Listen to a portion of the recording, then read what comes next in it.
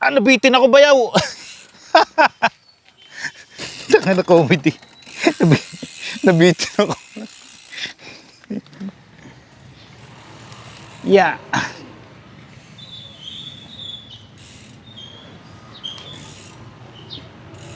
Sobrang sakit na ng aking binti.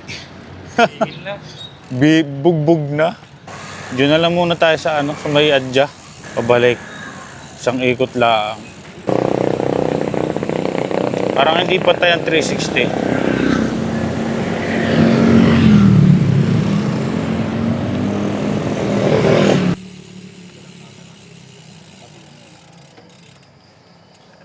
Adjust ko ng konti. Pag siset up pala ng camera, ubos lang oras. Ha? I-adjust ko po. Inang yan. Mag-set up pa lang oras na eh. Okay, let's go. Okay, goods na goods.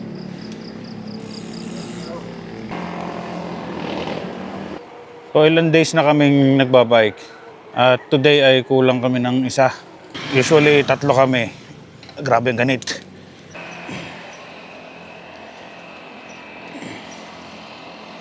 So, hindi naman kami yung todong pangmalayuan. Parang papawis lang, pampabuhay lang ng dugo tuwing umaga. So, na-estimate ko na tong takbo namin eh. Parang 13 kilometers lang to. So, nagsimula kami ng Pumba, Quezon, Adya. And then may shortcut kami dadaanan, labas kami ng Kalamyas ng Ibaan.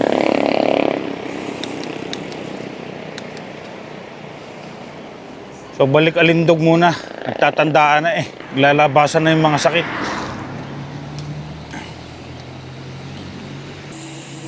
So medyo late na kami, parang 5:30 na yata. Nung kami umalis, 5 pa lang maliwanag na eh. May araw na. Check ko lang ang aking mic.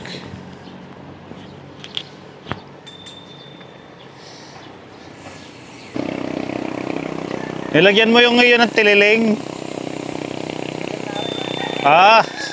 Tililing.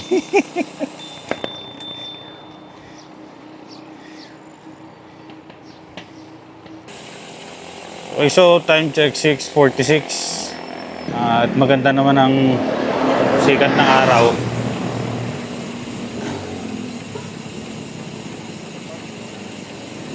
Kumusta kaya ang mga nandito sa garahe?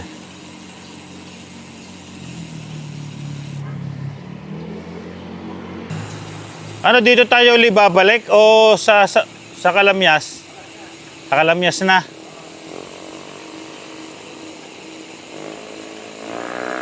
Ano niya, may muta pa yata ako.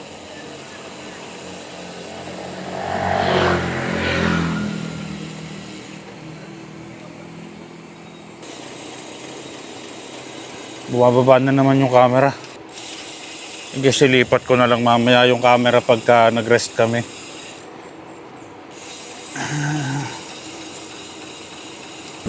So malapit lang naman talaga itong aming pupuntahan. Pang warm up lang. Sa Linggo, babalik tayo. Bukas pala. Bukas mga pala Linggo. Ha? Oo. Dito ka dumaan. Doon, sa Adya pa. Tsaka hindi ko alam kung may daan din eh. Okay, so dito na kami kakaliwa. So bali, ito yung shortcut na ang labas ay Kalamyas ng Ibaan.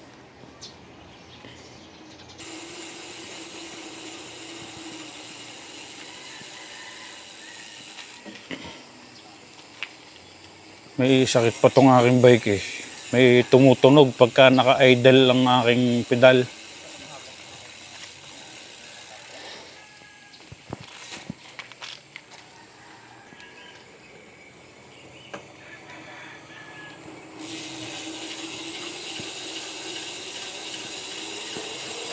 Masarap mag-bike dito. Though maikli nga lang.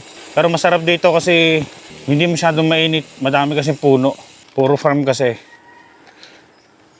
Oh my God. Nabitin ako bayaw. Sobrang salty kasi.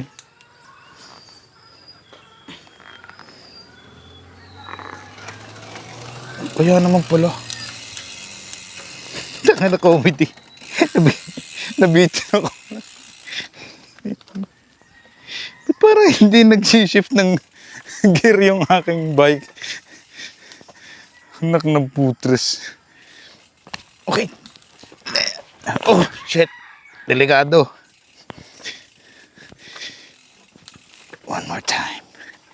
Okay, goods na. Tangina. Bloopers talaga, bloopers. Nakailang shift ako pero ba't nasa pangatlo pa rin siya sa pinakamaliit? Putres na yan, ganit. Maikli lang naman yung ako pero saltik. Ayun, umusod siya ng kanya. Oh shit. Nasakit na ng singit ko. Hindi ko alam kung anong gagawin ko. Magsacycling na lang ba ako o... Pero naiilang ako magcycling eh. Bumabakat. Boy bakat. Yeah. Right. Ang ganda.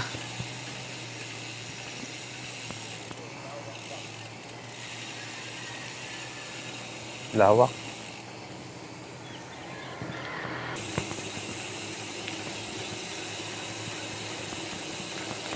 Ay, ang tarik na ulit. Shit. Para sa alindog.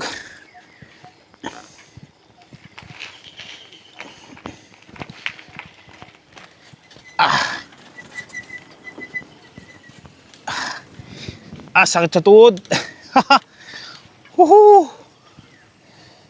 Nakinaya. Ayup. Parang puputok ang legs ko. Sino may sabing matanda na ako? Ang inakaya pa.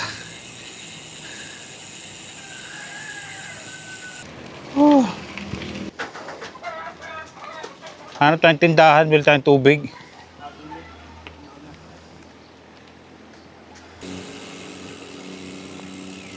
Tubig kaya silang malamig.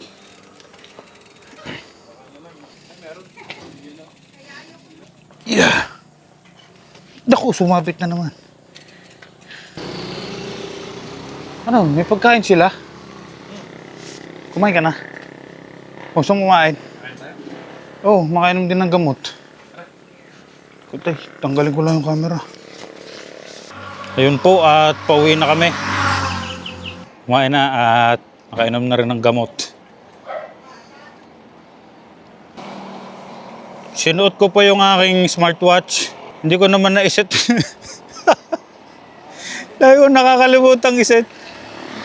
Hinayaan ko na lang.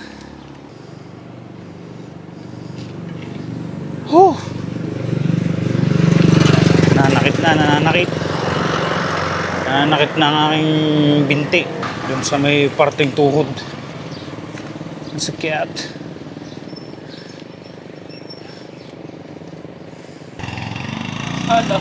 Ha? Nasala? Sala ang tono niyan. Patono mo na lang. Pero malubay naman, kaya mo naman. Hindi ko yata na yon yung aking noise cancellation. Para hindi masyadong maingay yung tunog ng tambutso.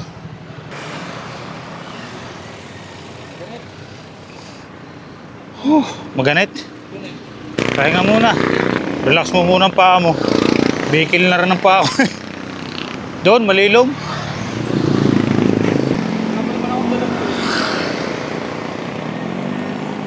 Dapat nakaganto siya ng konti. Oh, dito yun na-adjust eh. Tsaka yung dalawang yun. Yan yung tinutono.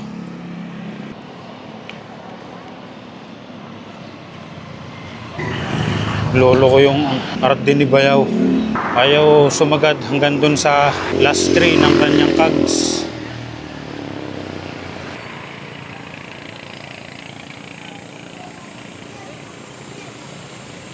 Papahinga uli. Masyadong maganit yung kay Bayaw. Ha? Pahinga lang. Maganit yan eh. Sira wala na yata ng tuluyan. Tayo-tayo na lang natin. 4 pala.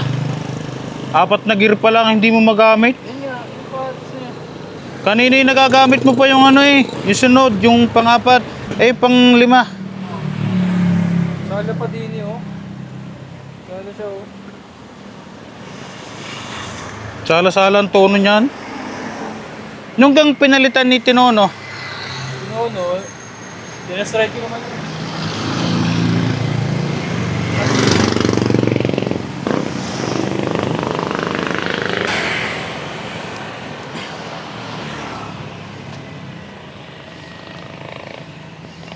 sakit nung kay Bayaw. 4 na malalaking gear nung hindi niya magamit kasi ayaw na sumagad ng RD niya.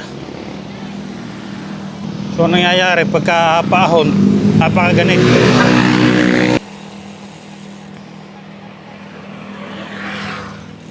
Medyo isang paahon na lang naman yung mahirap. And then gradual na ahon na lang. Kaya kakayanin na. Dapat talaga nakakapag-order at nakakapagbaho ng tools. Ang hirap din niya pagka may mga biglaang ayusin, wala magamit na tools.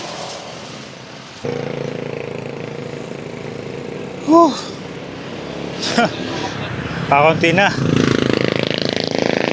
Yan, nasa ano ah. Nagamit mo yung pan-5. Natunog. Natunog nga lang. Masira ang kadena ko nito. Hindi yan. Kunti lang naman. Kunting oras lang naman.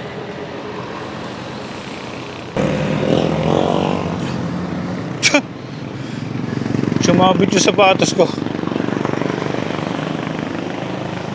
So, umabit sa frame yung aking sapatos. Ayaw pumidal. Naipit. Sira sa... Oh?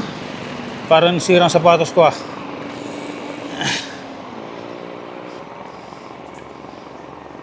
Kunti na lang. Hindi na masyadong masakit yung mga ahon. Hindi naman talaga masakit yung mga ahon. Yung tuhod lang ang masakit. Hindi na-enjoy ni Bayaw yung pahuling part. Yung mga paahon part. Kunti na lang. Bigil na nga kay. Bigil na yan eh. Sakit. Kunti na lang. May duty pa ako. Pagkatapos mag-bike, papahinga konti. May duty. 8 oras na duty pa. For sure ay aantok na naman mga bandang tanghali.